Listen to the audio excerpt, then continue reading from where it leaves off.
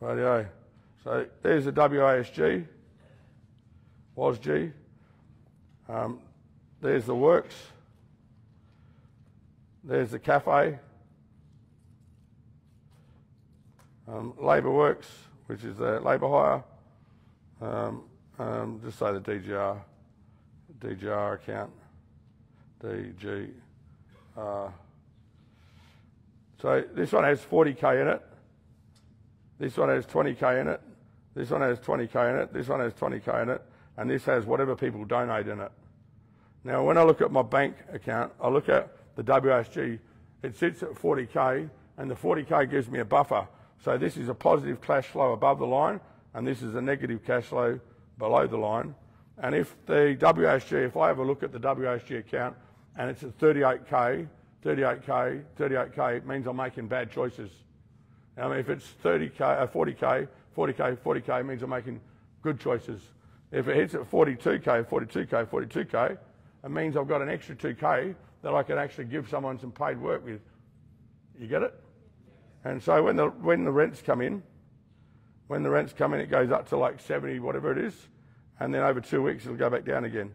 And what comes out of that is what, Adele? Staff wages, rent, electricity, food, water, fuel, everything that you need to run. I mean, everything you do in your own house, that's what comes out of it. We have 70 vehicles, 48 staff, is it? 48 staff. Rents on all the properties, I think the rent last year or the year before was 560 grand for 1 year. And so all the money comes out of this. And when the rent comes in, it goes in like that. Now, if it goes down like that, it means I'm making bad choices. But if it goes up here, it means I'm making good choices. 100% of the income in all these accounts, it doesn't belong to Peter Lyndon James. It belongs to the West Australian Shalom Group, which is a registered not-for-profit charity. And 100% of that income in there, if I was to get splattered today, is yours. It belongs to every resident within the program, and whoever takes over me after me has got to be responsible to run this and look after this money, because the money belongs to all of you.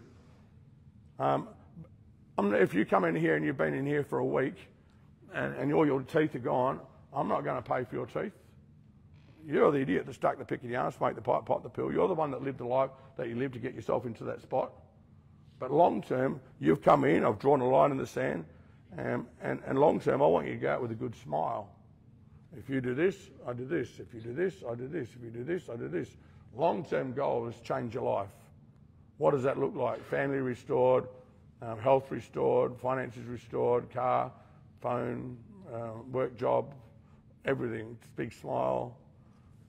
If you get to the 6-month stage of the program, Shalom will pay to get your teeth done. And all these cars that we've been gifted from the community, I mean, they cost Shalom $3,000 or $4,000 for every car. By the time we get the car in, and we go put new tyres on it, put a new gearbox in it, put a new motor in it, mate, we're spending thousands, hundreds of thousands on doing these cars up. And how much do we charge you when we give them to you? Nothing. We don't charge a cent. But the DGR money, the money that's in this account, we use to fix the cars up. And if you get to a certain stage of the program, generally stage 3, we'll give you a car for free. Right? And again, all of Shalom's money is your money. We're not trying to build a rehab that makes money. I don't want Shalom to make money. I want it to make people. And when you go out to a work site, the hard part for me was how do I run a rehab with all dysfunctional people and offer business at the same level as the community would offer business. You know, I want it to be professional, and it was hard mixing the two together. But when you go onto a site, it's not about doing the job. I don't care about the job. And what I do care about is people who are going to the job, learning how to do the job. All these work sites that you go to, you should be able to learn how to pave and how to put a fence up and how to lay a limestone block or how to pull a motor out or how to use a welder and all of Shalom is about teaching you new skills for your future. It's not about making money. I don't want Shalom ever to make any money. And people, like last week I turned down an opportunity to load all these sea containers. This bloke wants to send 10 40-foot sea containers in and we get paid to unload them. I get offered heaps of jobs like that. The person wants us to make all these racks and shelving. And I could bring that in and just put a whole heap of people putting these racks and shelving. But then the focus becomes not on making people, it becomes on making money. And so I turn the sea containers down, because then I've got to commit to that person to make sure that they're done. Means I've got to put their work over and above you. I'm not doing that.